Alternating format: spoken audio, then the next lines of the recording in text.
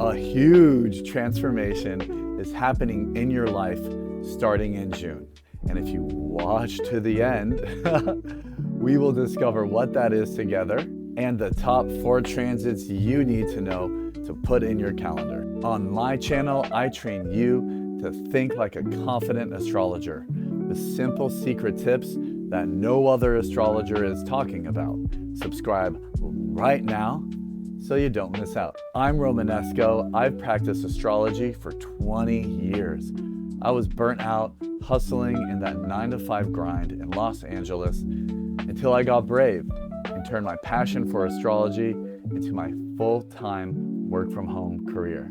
Big astrology wants to keep you confused by making astrology complex. But here, we use simple stories to help us have fun and make confident predictions. Important note, I use the sidereal zodiac in all of my predictions. If you're not sure what that is or what is your sidereal chart, just send me an email and I'll pull up your chart for you and help you out. In order to confidently predict what's going to happen in our lives in June, we just need to know the story. Astrology is just like cooking, where we take the different stories together and combine them into a beautiful recipe of knowledge.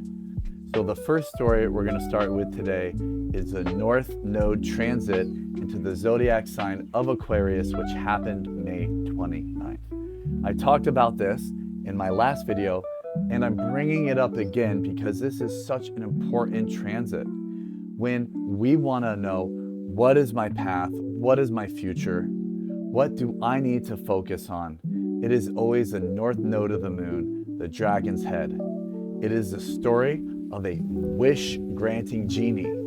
Yes, this planet rules our mind. Our ability to manifest whatever is our greatest subconscious desire will be coming true in the house that this planet is in for 1.5 years from May 29th. So to understand how this will affect the world, we look at the story of the wish-granting genie, and like a chef combined it with the zodiac sign of Aquarius. This is the story of our network being our net worth, our community, our tribe, our ability to create social circles in our life, to create a culture, to surround ourselves with people who have the same values and beliefs that we have. This is an incredibly important time to begin tightening up our social circles, to begin letting go of those who do not have the same beliefs and values that we do. This is an incredibly important time to create cultures and rituals related to our beliefs. Maybe every Friday night is pizza night. Maybe this is a prayer we say every time before a meal. It is a time to really use the power of the circle to contain what we want to manifest in our life. Around the world, we're going to be seeing boundaries being a lot more clear, whether with countries, whether with social circles, whether with family and friends. This is such an important time to focus on the local community.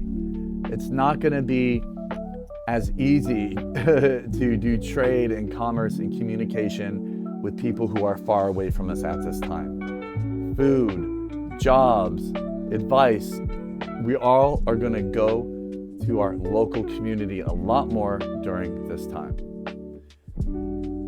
And what house the zodiac sign of Aquarius rules in your sidereal zodiac chart, which is 24 degrees back from your normal Western chart, this is where that culture will happen. If it's happening in your house of career, the 10th house, you'll be creating a culture and more friends in your career.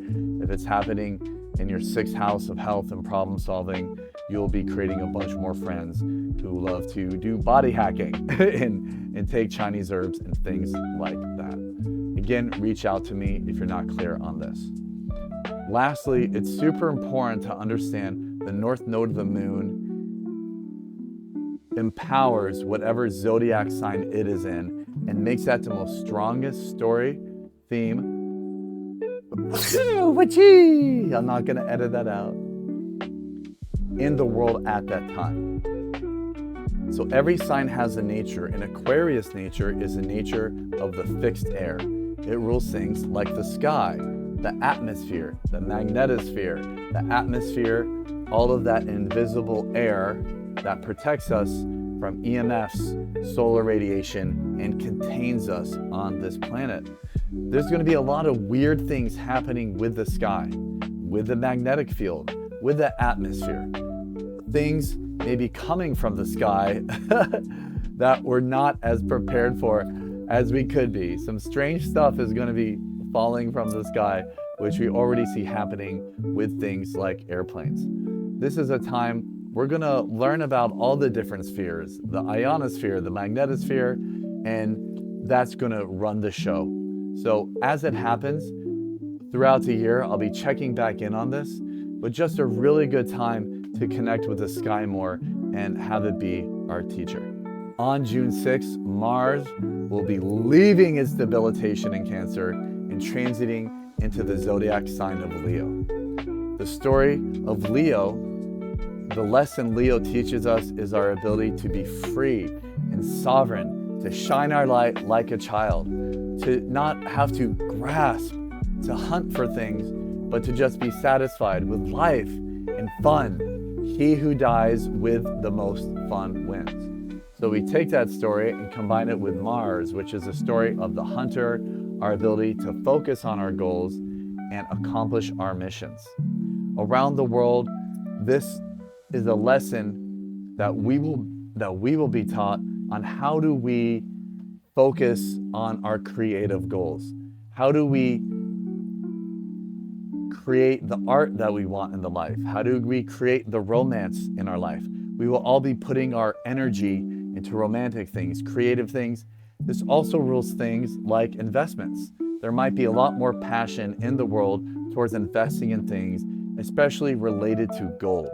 Leo rules gold, yes, my king. So we might see a big movement and passion related to things, to physical gold. We're already seeing this vernacular happen with the Golden Dome happening in the United States, with Robin Hood gold. The word gold is going to be on our lips a lot more. This is going to be a time to really put more passion into children and childlike things, whether it is focusing on our own children, focusing on our inner child. It's a very important time to create some goals related to that. And whatever house Leo rules in your chart, this is where this passion and focus on being free and childlike will be happening. Next, June 11th, full moon in the swampy zodiac sign of Scorpio. Scorpio teaches us the lesson of death. It is our ability to let physical things die, like a snake shedding its skin, like a tree shedding its leaves, and our psychological, our mental, our emotional, our old spiritual behaviors that got us here, but are now holding us back. They are baggage that are weighing us down, and we have to kill it, compost it for a beautiful new hibiscus. So we take that story of death and combine it with the story of the full moon, which is simply our mind. And when it's full, it is a lesson, a story, a wish that comes true into our awareness. It is our ability to feel and completely have empathy with the zodiac sign of Scorpio. So this is going to be a time where something is going to die in all of our lives. And where it is depends upon the house. Maybe it is an old relationship. Maybe it's an old pattern or behavior. This is a really good time to blow up with someone like a volcano. Whatever's been bubbling under the surface, whatever has just been holding you back that you've been hiding, it's honestly a great time to let it go and get in a fight. And once that catharsis happens, like a volcano, then we can pick up the pieces after and move forward. This is like a spiritual, emotional enema. Get that shit out. June 14th, the sun will transit into the golden platypus, weird wild sign of Gemini. Gemini teaches us the lesson of distraction, like a storm that comes into our lives, and whatever path we are on, it distracts us from that path and opens up a brand new path to us. It is when things are curious or interesting or weird, like those silly cat videos on TikTok. It is the book Where the Wild Things Are. It can be stressful because it's a storm, but when we're the eye of the storm, that is how we then survive the storm. So we take that lesson and combine it with the story of the sun. The sun is our ability to shine our light, to have fun, and to be free. So this is a time to have fun with the storm, to play with the storm, to chase the storm. A great time to be like a fox and a coyote and have fun learning a new trick, learning a new skill, taking a new class. This is a really great time to connect with your kid brother, kid sister, or that whiz kid brother, kid sister archetype. To hang out with people who are very mercurial and smart and are young, and you are there to help guide them. A great time to hang out with those who are younger than us. This is a time where things might get weird, but they will definitely not be boring. And whatever house that is in your chart is where you will experience this fun with the storm. On June 25th, the new moon will be in the zodiac sign of Gemini. We already understand Gemini teaches us the lesson of adaptability and curiosity, and the new moon is actually full, just fully dark. So while the full moon is a wish coming true, a huge awareness in our mind, something we emotionally connect with, the new moon is more internal. It's more feminine. It is a deep inner knowing where the roots have gone deep while the full moon has gone sweet. This is a time where we are going to intimately connect with Gemini, our ability to get distracted, our ability to change and adapt, where we're going to really resonate with how important it is to play chess and not checkers in our life. This is Loki energy, hummingbird. This is going to be a very good time to connect with that lesson. Lastly, on June 29th, Venus, this planet of pleasure, beauty, and relationships, will be transiting into its own sign of Taurus, which rules pleasure and beauty and our relationships with Earth. Taurus teaches us the lesson how we need to take time to fertilize ourselves with what we want. If we want fruits, we need to fertilize those roots. If we want weeds, why would we want weeds? Don't fertilize the weeds. It is the lesson of how important it is to just feel pleasure. Chocolate in our mouth, essential oils in our nose, beautiful music in our ears, lovely touches, caresses by people we love on our skin, and lovely music in our ears. It is the story of fertility, the magic of whatever we give, we get back more. One apple seed becomes one apple tree, which is 1,000 apples. Wee! So that lesson is going to be doubly learned because Venus rules Taurus. So this is a time where life is going to be like a chocolate cake with chocolate ice cream with chocolate icing. It is a time to indulge.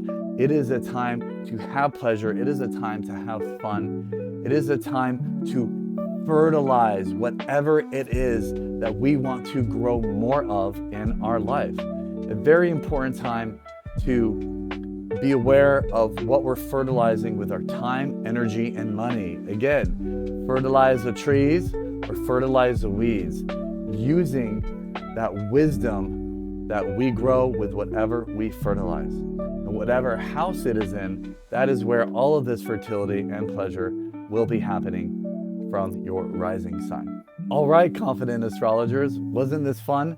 Please comment below and let me know what you learned. If you are a person who reads charts for fun and wants to escape the burnout of the 9-to-5 grind and go pro, I have my amazing Confident Astrologer School. where I help transform you with simple methods, guided mentorship, and a supportive community of hilarious wizards so we can all work from home and help each other be confident professional astrologers. Hit me up if you would like to learn more. Remember to subscribe and like, and I will see you in July. Whee!